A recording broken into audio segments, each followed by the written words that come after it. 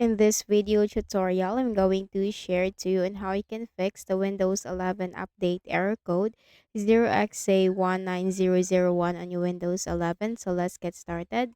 Go to the Windows search bar and simply type CMD. Click Run as Administrator on the right pane. Click on Yes for the user account control. Then I will be pasting a command in the description box below. So simply copy each command. Copy the first command, Control C to copy, and then Control V and hit enter. Then so as for the second command, the third, the fourth, until you can get all these commands successfully run in the command prompt window. Then once done, close it, right click at the start button, shut down or sign out and restart.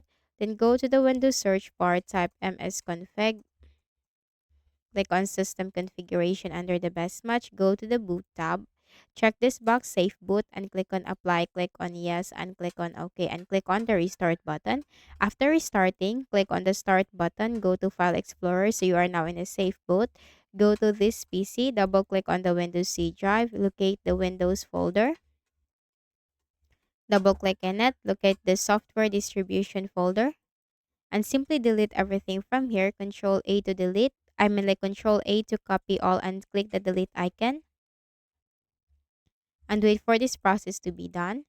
Then the next thing that we can do is to go back to the normal boot. So once you have deleted everything, then again go to the Windows search bar and type msconfig.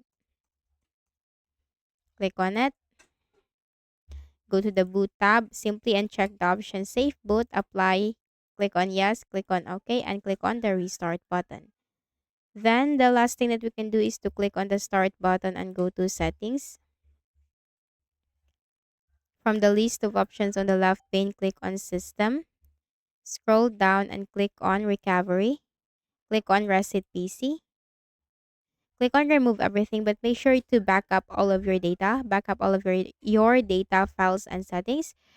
Or you can also choose keep my files. It's up to you.